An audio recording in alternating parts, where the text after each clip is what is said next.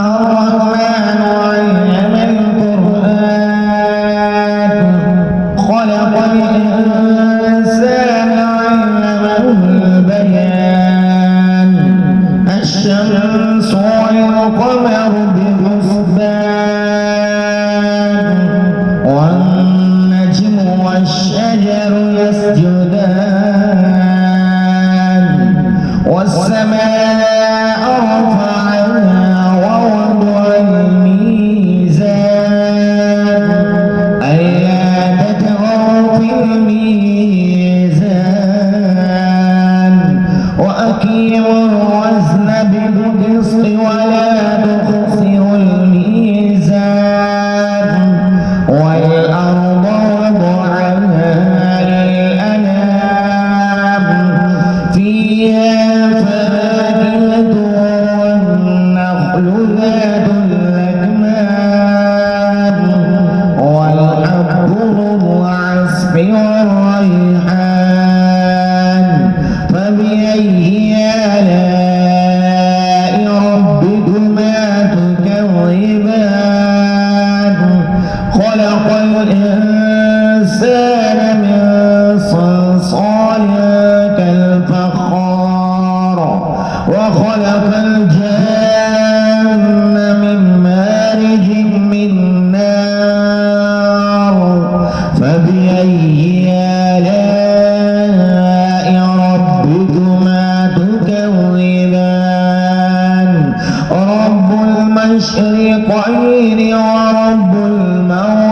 المغربين فبأي آلاء ربكما تكذبان مرج البحرين يلتقيان بينهما برزخ لا يبغيان فبأي آلاء ربكما تكذبان يخرج منهما اللؤلؤ والمرجان فبأي آلاء ربكما تكذبان وله الجوار المنشآت في البحر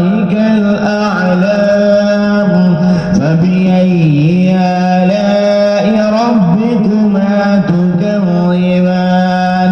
كل من عليها فان ويبقى وجه ربك ذو الجلال والإكرام فبأي آلاء ربكما تكذبان يسأله من في السماوات والأرض كل يوم هو في شأن فبأي آلاء ربكما تكذبان سنقرأ لكم أيها الثقلان فبأي آلاء ربكما تكذبان يا معشر الجن والإنس إن استطعتم أن تنفذوا من أقطار السماوات والأرض فانفذوا لا تنفذون إلا بسلطان فبأي آلاء ربكما تكذبان يرسل عليكم أشواظ من نار ونحاس فلا تنتصران فبأي آلاء ربكما تكذبان فإذا انشقت السماء فكانت وردة كالدهان فبأي آلاء ربكما تكذبان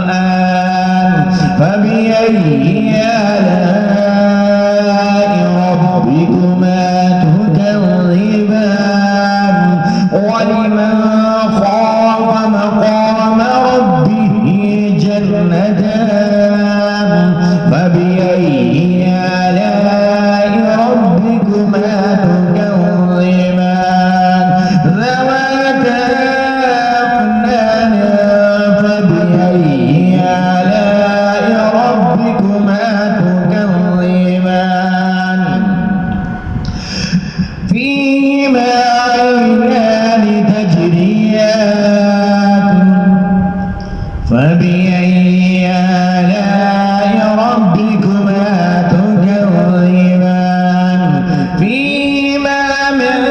كل فاكهة زوجان فبأي آلاء ربكما تكذبان متكئين على فرش بطائنها من استبرق وجنى الجنتين دان فبأي آلاء ربكما تكذبان فيهن قاصرات الطرف لم يطمثهن إنس قبلهم ولا